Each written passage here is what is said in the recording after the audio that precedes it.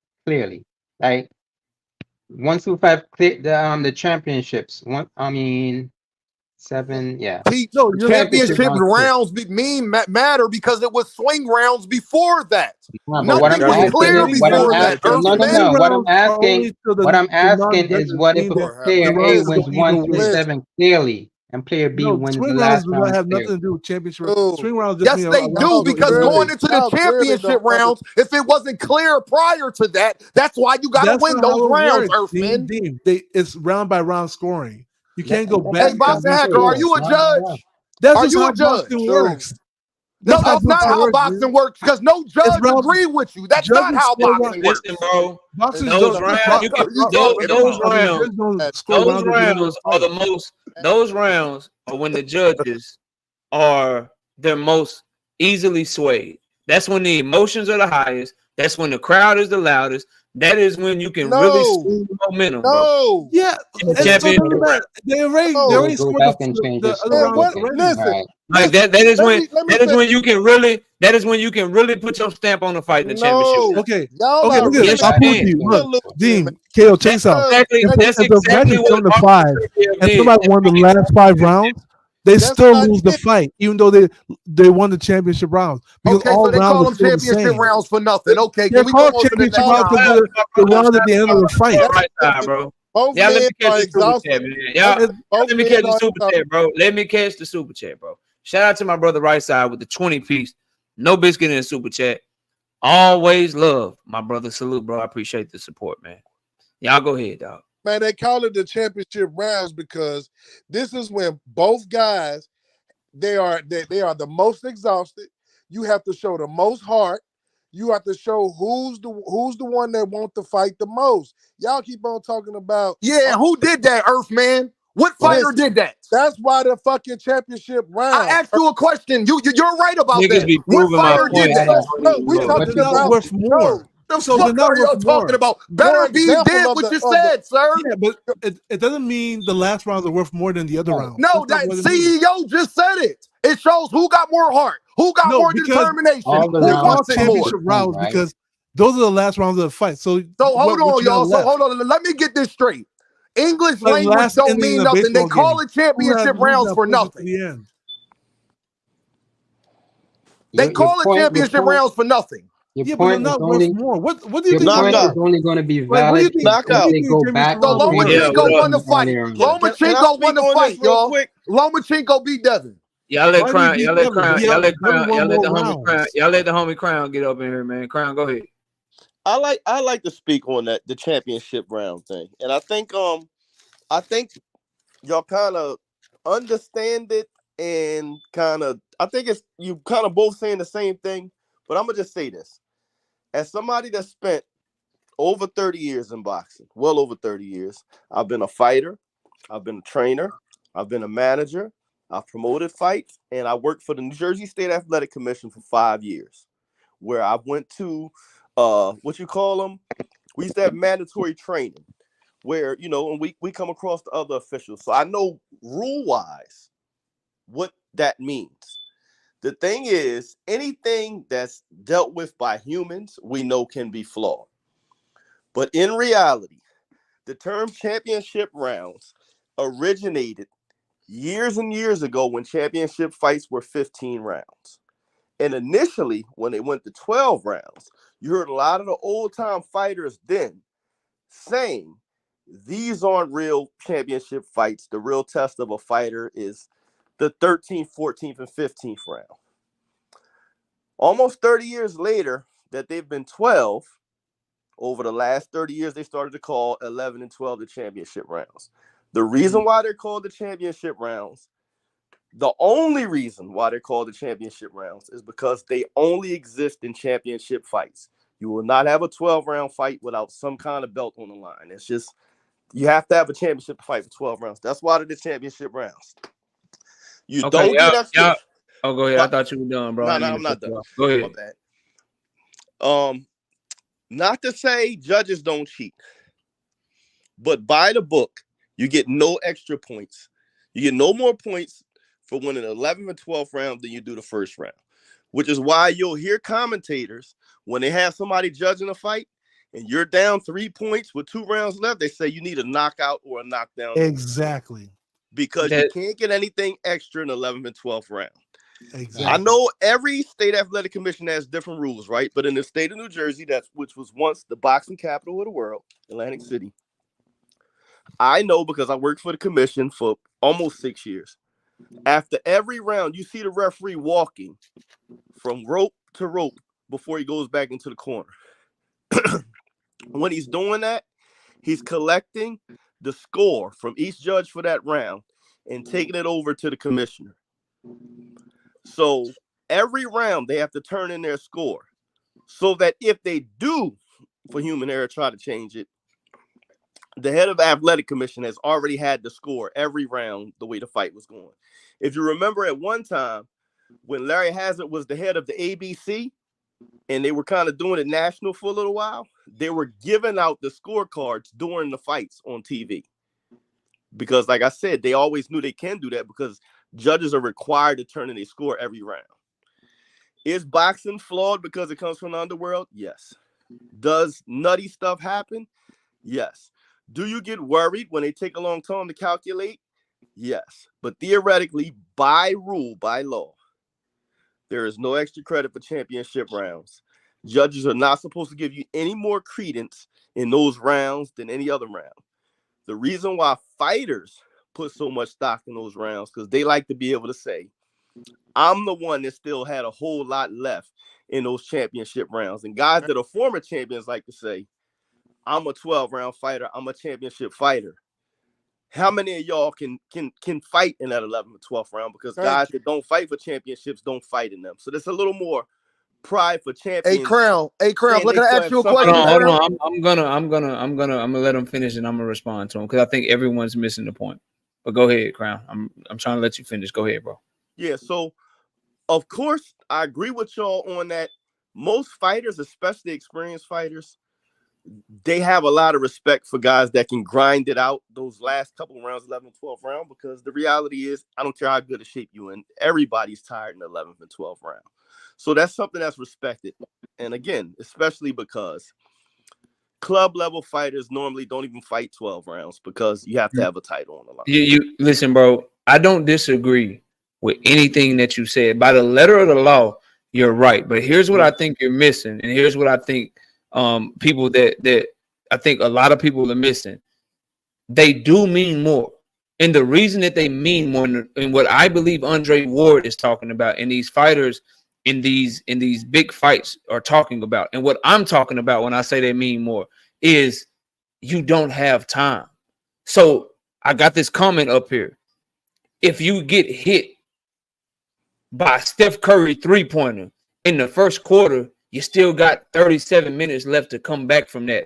But if he hit a dagger 3 on your ass with 20 seconds left in the game, that shit a little bit different. If the game or the fight is close. Hold on, Crown, because I didn't cut you off, bro. My bad.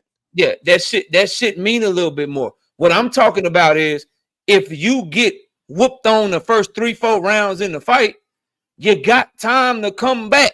But true. if you're in a close fight and you get knocked down in the 11th round, that knockdown hurts you a little bit more because it's less time for you to come back from it, bro. Versus getting knocked down in the second, versus getting knocked down in the second round, you got 10 more rounds you can come back from, bro. Those rounds mean more. Just like the fourth quarter means more in a basketball game or in a football game because you have less time to correct your mistakes. You have less time to fix something that you fucked up. You don't have much time to make it up, bro. Can I respond to that, y'all? That's what I'm talking about. Yeah, but the flip side to that is if you bank early rounds, you don't need to make up for it. But the reality is your marketability can greatly be hurt by not finishing strong. You know what I mean? Or people saying, he barely made it through. If it was another round, he wouldn't have made it. So that kind of thing. I just didn't want. I think everybody's missing the point. This whole conversation is centered around the big fights. We were talking about Beterbiev and Bivol. We talking about tanking for fights that people think are going to be close. Fights that people think is going to come down to that. That shit gonna mean more, bro. Hey, Crown, can I ask you something, Crown? The way that I had my card is like, I thought Bivol won clearly clearly in the beginning that he didn't need to make it up in the end. Can That's I just what finish I my thought. thought? Yeah, let Crown finish, y'all. What I was speaking on and what I wanted to speak on, or I would have just enjoyed and listened like I normally do, was that somebody said something like, you can win 8 rounds early and lose the last 4 and lose the fight. And I was like, whoa, that's just not true. Not true, yeah. But I mean, mathematically, what y'all think? What you think of Rashidi Ellis, Crown? You don't think they having to Rashidi Ellis? Yeah, that's what I said. That's what I said. No. They gave exactly rounds to him early. Can I answer his question? Yeah, let him answer, bro. Because I'm talking to him. Yeah, go ahead, Crown. I'm listening, bro. Because I think they having to Rashidi, bro. But go ahead. My answer would be, bro, what you saw is what you saw, right? But unfortunately, that means they had already robbed him of some rounds he won earlier in the fight. And even though you said he won those rounds, and we know he won those rounds, see, this is something I want to get into with somebody like you, KO, because I just spoke on this recently.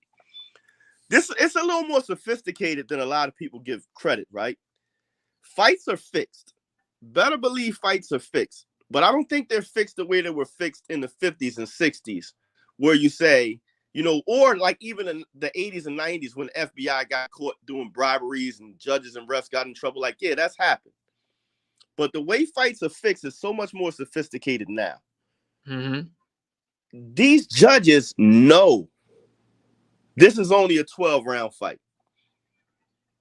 If this guy got to win, I can't give this other guy all 6 of the first 6 rounds. Oh, fucking right. Talk that shit. You so right. Even though one guy might have won all those rounds, they're like, well, I got to find a round or 2 to give him here so it doesn't look crazy when I give him 6 in a row at the end. That's number one. Can I respond to this? Hold on, I didn't finish. Yeah. I ain't gonna say nothing back to him, Deem. I'm gonna let you respond when he get done. You got it. And so that's how I feel one way, right? The other way is this. Like I said, boxing is very sophisticated. Hundreds of millions of dollars now. They fix these fights like this. Who are the top judges that usually reward guys for being boxers and movers? Look at the judges that judge most of Floyd's decision wins. A promoter that has a really good boxer that's not a puncher, he's going to make sure those same judges judge his fighter's fight. On the flip side, there's judges that have a track record of always going with the aggressor.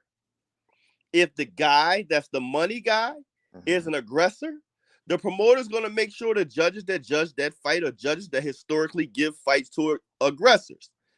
What they're doing is making an educated guess that if my fighter fights the way he normally fights against this guy, I've already hedged my bet by making sure the judges that look for those qualities that my fighter possess are working that fight. And unfortunately, it's perfectly legal. It's a way that us as the fans get duped, which is why we say certain fighters have to get a knockout to win the fight and stuff like that. Like, I don't want to go here, but I'm saying, like, Beterbiev and Bivol, you can't call a robbery. I agree. Although I do think Bivol won the fight because I think it was too many close rounds to call it a robbery. But it begs the question, me watching what happened there, can a non-Muslim get a close decision in Saudi Arabia? Bivol Muslim too. No, he's not. Bivol's not Muslim? No, he's not. Nah, you're not Muslim, dog. Well, let me actually. Well, that go out the window because Turkey thought that Bivol won. Let me respond to everything that Crown. He can say anything he wants. Hold on, Crown, because what you said is I got to pick apart that part. You said they don't count more, and by the law of the land, all this, that, and the third. Everybody watch basketball, and football, right? Boxing is boxing. No, I'm asking a question. Everybody watch basketball. I do. I am answering. I watch football, and my team. We talking about championship, right? Mm-hmm. Yep.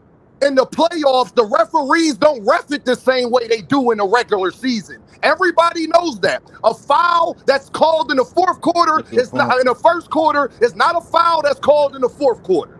Is they supposed to do that? No, but they do it though, and everybody knows that. What they call it, knockout? This playoff football.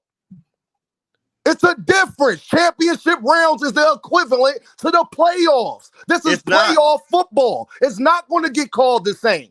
What's called on a Tuesday against the Orlando Magic and the Detroit Pistons is not going to be the same call you get in Game 7 of the NBA Finals. You got a point. I got to respond to that. Though? I mean, because that's the equivalent in the championship fight. Hold on, Crown. They got a good one going. Hold on, they got a good one going. Let me catch super chat. I'm gonna let y'all boys get back to it. Shout out Jalen James. I ain't trying to cut you off. Yeah. Let me catch the super chat, and y'all boys get back to it. Shout out my homie Jalen James with the 5-piece in the super chat. You can win championship rounds and still lose. Aloma won 10th and 11th and lost 12th, and he still lost it. They still regular scoring. And y'all, these boys up there cooking. Y'all smash the like button. I'm loving this shit. This is intellectual shit. This is what I be missing. This is what I'm fucking talking about. Shout out Drink More Water with the 5-piece in the suit. They says, if y'all don't think fights are fixed, look no further than Ben Whitaker's fight this past weekend. We got a draw in a 5-round fight. 100% fact. Now, Crown. I'm gonna pass it back to you and Dean. I want you to consider this too, bro. Everything you just said about the judges, you know what I mean, and how they get picked, and I'm gonna get this judge because he like aggressive fighters. I'm gonna get this one because he like boxers. Then doesn't that make it even more true that them championship rounds are fucking important because you can't play around? No. Bivol was the aggressor in that fight. Yeah. Bivol was the aggressor in that fight. No, he was not. He was not the aggressor. He was clearly was in the first half. Clearly was. What you say, Crown? What was you about to say, bro? I was saying, from a fighter standpoint, from a desperation standpoint, from a times running out standpoint, yes, to you they mean more. Especially since you don't know the scorecards. You can feel like you won the rounds, but as a fighter, you don't know them. So, yeah, if it's close, you feel like, or if there was some close rounds, you want to go grab them last couple rounds. Yeah. But the difference is, like I said, if they turn in those scorecards after every round, and you'll see the referees go and collect them every round, you can't give a fighter more than 10 points in boxing. It's not like I'm start watching that shit, Crown. I swear I don't be seeing the referees be collecting that shit, bro. My thing is, I be watching like that analogy with Tekken. It's the same thing. But we're not going back to video games. A referee is a referee. The referees in the NBA is the same thing as the judges and all that. What they do is determine calls. Okay? That's what they do. I keep telling y'all, words matter in the English language. It's called playoff football because it's different from regular season football. We all know that. So when you get into an undisputed fight and then you take off the last 3 rounds, do not expect your hand to be raised. If it was swing rounds, because guess what? It's a thing called swing rounds. Words matter. A swing round is not the same as a regular round. It's called the swing round for a reason. Those terms are all made up for commentary. What you're getting at, Dean. What I am getting at is that we all have full proof that playoff football and playoff basketball is called differently than regular season football or basketball. Boxing, the 11th round, because what Crown Jewel said is right, that all the other fights go up to 10 rounds. But when you are in a championship fight of a higher magnitude, and the fights was close prior to that, it was swing rounds. Like everybody up here agreed, it was swing rounds. When you get into 10, 11, and 12, and one fighter is decisively winning over the other, there goes the fight. All I know is Bivol was more effective with his aggression than Beterbiev in the first half. The judges score round by round. They score every round. We look at it swing round. They don't, because they already scored the round. Watch the hacker, bro. Let him talk, bro. Somebody's car is Dean. Go ahead and respond, Crown, and I'm opening. I'm opening back up. Go ahead, Crown, and respond. I just want y'all to think about something. And like I said, sometimes boxing terms to boxing people mean a little different than I guess what the commentators are saying on TV. Because a swing round is a round that changes the fight. when you call around a swing round, you're usually saying the fight changed after that round. Like this guy was doing well, but that fourth round, the other guy came out and had a big round, and it kind of changed the trajectory of the fight. That's a swing round. It's not like work where you call certain hours a swing shift. Like boxing matches aren't broken down like that. And like I said, unfortunately, there is no like bonus points for rounds or nothing like that. So unfortunately, those championship rounds sway fights a little more than they should because probably the rounds that were scored earlier weren't scored correctly. Crown, I'm just saying that the referees are human. The judges are human. Now we're known for rounds. So we can keep saying it don't matter more. The way they're scoring it does matter to the judges. But they can't change their earlier scores. I'm not talking about the earlier score. I'm talking about the championship rounds. The way they was looking at it in the first round is not the way they're judging that in the 10th, 11th, and 12th.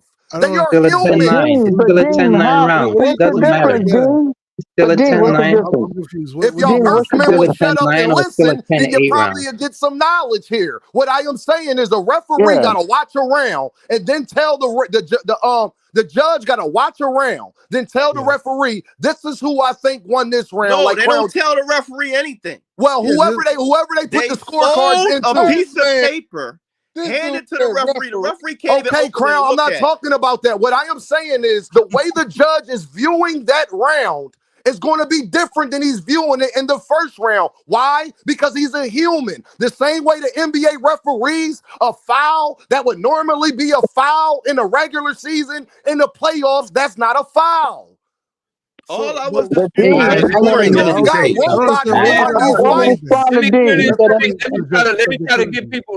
try to give y'all another way of looking at this, bro. First of all, let me ask who on the panel, do y'all believe in coincidences?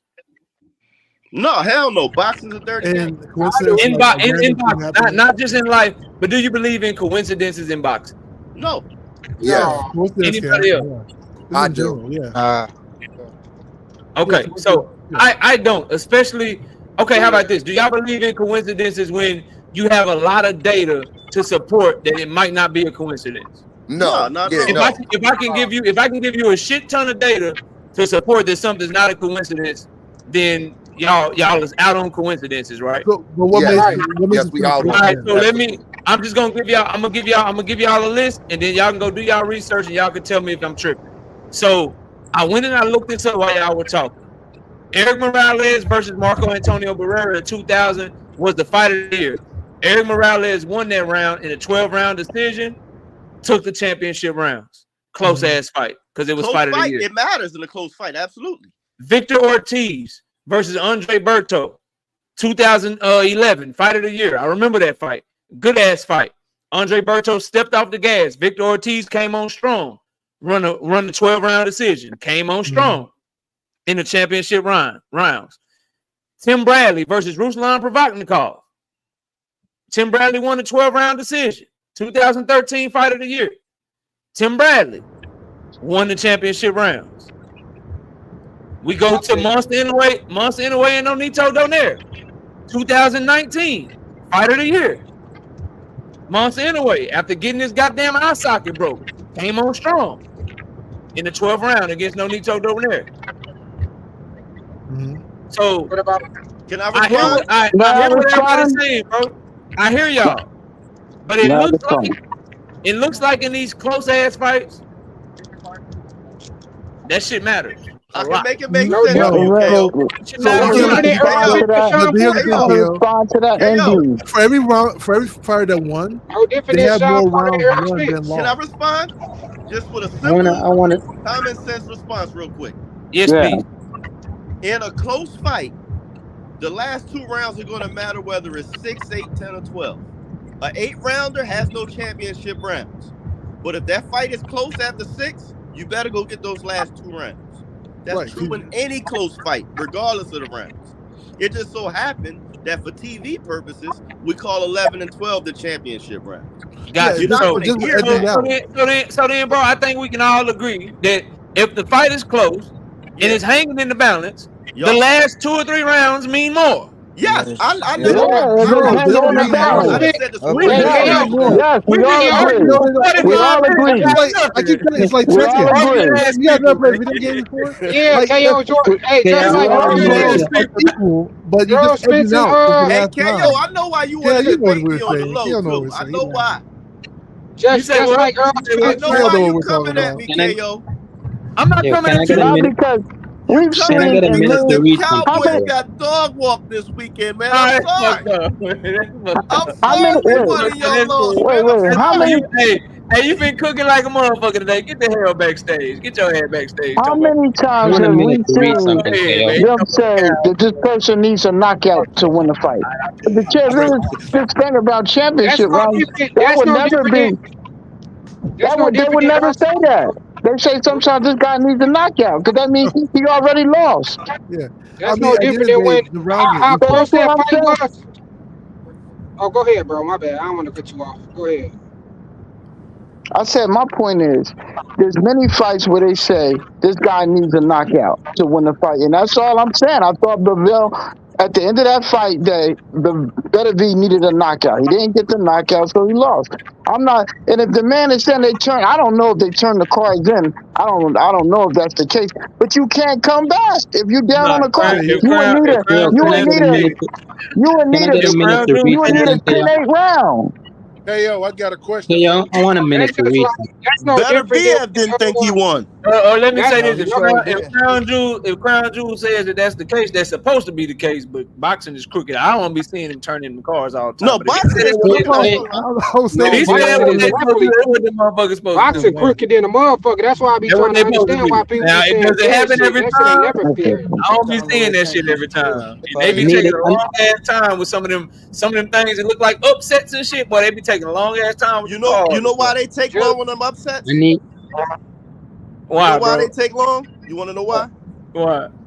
Because when the commissioner gets that score and it don't say what it's supposed to say, he's trying to find a way to soften the blow because he think this crowd is about to go crazy or the TV about to talk crazy. So they Everybody sitting there go like dumb. they like, Everybody hold ain't trying to on, get beer bottles and shit thrown in and walking out the ring count. like Devin They and shit. saying count that shit again.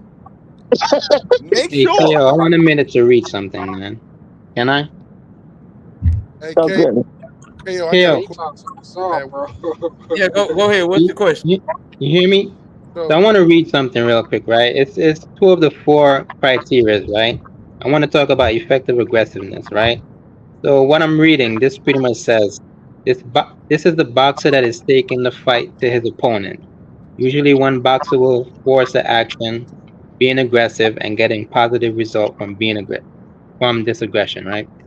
This is the boxer that should be awarded points for this aggressiveness. But note that if the aggressive boxer is being beat to the punch, counterpunching, this is not effective aggressiveness, right? All right, now the other part, I want to talk about clean punching. Simply put, fighters are won by clean punches landed. Not all punches are created equally. The effects of the punches is very important. Hard punches are certainly considered, as are the number.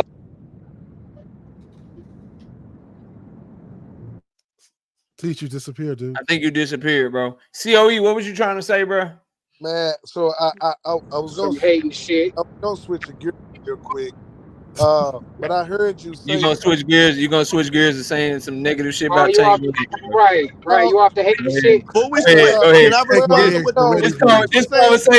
conversation was So over. You take know, me it was here gonna be a little correctly, bit. You please, want to bring it buddy. back to Tank and shit? Yeah, Go ahead. it was over. It was over. So I waited long enough. Goddamn it. Yeah, So yeah, yeah. I heard you say earlier. You Mm-hmm. said Andre Ward. You said who I'm gonna believe? Andre Ward, Tim Bradley, somebody done been in the trenches, been in these wars. I heard you say that. So my Yeah. question to you is, I don't know if you already talked about it, but I heard Tim Bradley say something about Tank, and Mm-hmm. he was saying how Tank is being protected and cherry picking. So my take Mm-hmm. is to you, what you got to say about that? I mean, it's I not made a me. video. I made a We video talking about it, about a but nigga that don't like Tank. I made a video about it. Hold But up. I'll answer your question. Yeah, go ahead. So number one. when it comes to things that I don't know, like this championship round shit. That's why I took what Crown Jewel said very seriously, because he been in boxing before, and I still got my own opinion. I think I articulated it well, but salute to everybody that got a different opinion. It is what it is. As far as what you're saying about Tim Bradley trying to tie in what he said about his experience as a fighter, and him hating on a non-top ranked fighter, that's two totally different things. The man said out his own mouth that he fucking can't stand Tank Davis, that he roots against Tank Davis. He wants Tank Davis to lose. So I can't take his analysis on somebody that he hates out his own mouth serious at all. Serious at all. I can't take him serious because he's letting me know that he hates somebody. If you hate somebody, you're not going to be objective when you talk about him. So hopefully that answers your question. Well, no, I just listened to you say that you respect Andre Ward and you. Shit, man. So I was just figure out your take on it. You know, I just answered your question. I respect what Tim Bradley said about championship rounds meaning a lot because he's been in championship rounds before. I respect what Andre Ward said about championship rounds meaning a lot because he's been in championship rounds before. I do not respect what Tim Bradley says about Tank Davis because, number one, Tank Davis is his competition because he is with Top Rank. Tank Davis is with PBC. And number two, out his own mouth, he can't fucking stand Tank Davis. So I don't respect him as it pertains to what he has to say about Gervonta Tank Davis because he doesn't like him. He hates him. Only with the narrative. I got it. No, only things that he like when he breaks down the fight, like his breakdown of the Beterbiev and Bivol fight before that fight happened. I thought it was a very good breakdown because I thought he was objective in his analysis. I thought he made some really good points in the keys to the victory for that fight. He also did a really good breakdown, I believe, on who was that fighting on Monster Inoue and what makes Monster Inoue so successful in Monster Inoue's last fight. I thought that was very, very good that he did. But I just don't trust him when it comes to like. You know why, KO? Let me give you respect him when he's not commentating because when he's commentating, somebody's in the truck feeding his earpiece, telling him what to say. And when he's breaking down a fight before a fight, you're hearing how he really feels. So let me say this. This is my take on it. And I don't dislike Tank. I don't hate Tank. My only problem and complaint is with him is what Tim Bradley said. And that's why I've been so adamant about Tim Bradley said he hate him over domestic violence. But he hate a nigga. How can you take his words serious, bro? That shit don't even make sense. Listen what I just said. I don't hate Tank. I don't dislike him. My only disdain or my only complaint with him is what Tim Bradley said. So now if Tim Bradley is hating or he got any type of feelings besides bro, if a nigga tell you that he don't like you, if a nigga tell you that he don't like you, do you think he's gonna be objective towards you, or he's gonna shit on you every chance he gets? Bro, I put it to you like this. These dudes that have to fight Tank Davis or mention with Tank Davis. We always talk about Devin Haney, we talk about Shakur Stevenson, talk about Teofimo Lopez, talk about Lomachenko. Ain't none of them calling Tank a fraud. They all call him pound for pound. They all call him the best that they could fight. So it's clear that Tim Bradley don't fuck with Tank, bro. Like all that he a fraud shit. They hiding from. They trying to keep him. They like all of them. Like Devin Haney ranked him as an all-time great when asked about him. Shakur Stevenson said, besides me, he's the only pound for pound fighter. Like his contemporaries that actually got to fight him, they don't talk about him like that. So what about Roy Jones? What about Roy Jones picks Tank Davis to beat Shakur Stevenson. What about Tommy? But what he's saying though, and also Tim Bradley told Shakur he need to stay away from.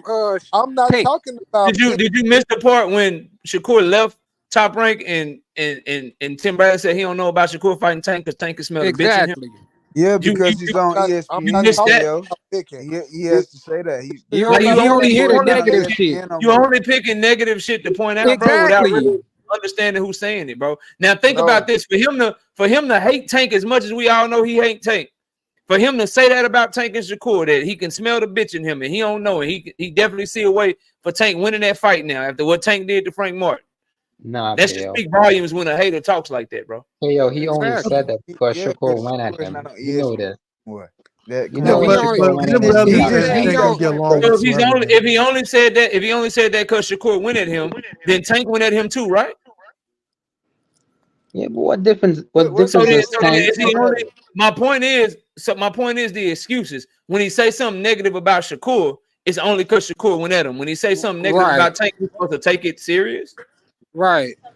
That's what I'm saying. That's selective shit. Tank went at him. Tank went at him harder than Shakur. Yeah. So why are we taking them serious? But I know why. Because motherfuckers want to hate on Tank. I get it. Like, it's a rhetorical question. You take it serious because anything that's negative that's said about that man, you're gonna run with it. You brought up the word coincidence earlier. This is not a coincidence. Anyone that is shitting on Lamont Roach, knowing that Loma ducked him, knowing that Shakur went to Matchroom, knowing that Rayo turned down the offer to fight Pitbull instead, knowing that Lamont Roach is the fourth option, anyone shitting on this is a fucking hater. If you were shitting on it, you a hater. I have a thing about people saying people are Tank haters when they be hating on Devin Haney like every single day. I mean, I don't know, man. Where they at? KO, not you. I know you know me. No, but a lot of people don't back up they like saying they hate on Tank. Hate on Tank. Y'all be hating on Devin. Say his name. Like Devin don't get spoke on every day. Can you call out their name? Who is it then, Boxing Hacker? Who hey, hating man, on listen, they know who they Let's are. Go. We can do this shit. Let's go hate channel for hate channel. Because I told you I don't spare shit no more. We can go hate channel for hate channel. You name a channel that's hating on Devin. I name a channel that's hating on Tank. Let's see who run out first. Let's see who run out first. Let's see who run out first. Let's see who run out of channel. No, but their channel constantly. Niggas don't want to say nothing. I'm in the live with this. It's a channel today that got a title that's talking about Tank Davis' team said Hal Heyman is ruining his career, and that's a Blue goddamn lie. And there's a channel that hates on Devin every. Go find me the channel that's making up lies like that. Go find me that, bro. And go find that, ain't no none of that. Go find that shit. Go find me some niggas that's literally saying that Tank Davis team is hindering his career. Blue blood. Their channel is full topic. And it was some shit that Fanon said. Where can I go see anybody from Tank team saying that shit, bro? Exactly. We talk about that. And that video came out yesterday, and guess who answered to it? Fanon. Fanon was the one that said he answered to it. He said Blue Blood was talking about him. You know why they're responding this way, KO? Because you guys are in the middle of a civil war, right? We know them. So every time you talk bad about Haney, they gotta say something better than. Y'all can't be like everybody hating on Tank. We all be in channels where everybody's hating on Devin. You can't do that. Like it is what it is, you know. You can't even name nobody. Y'all consider somebody hating if they want to see go to Southpaw channel. And look how many anti-Devin Haney videos. The truth can't be hate. Go to Fawn's channel. Go wherever you want. Motherfuckers said that lawsuit weak. Tone and delivery means something, right? Yeah. When you talk about this, tone and delivery means something. Because we said that lawsuit weak and we want the niggas to go get it back in the ring. How's that hate? It ain't hating to want to see that young man get it back. But we'll be live tomorrow night at 7:30. I gotta run this 10:30. Y'all go and take it easy. Shout out to Miss KO. All right. Shout out to every single person that pulled up today. I appreciate y'all. We'll be live tomorrow at 7:30. We gone. We out this bitch, man. Peace.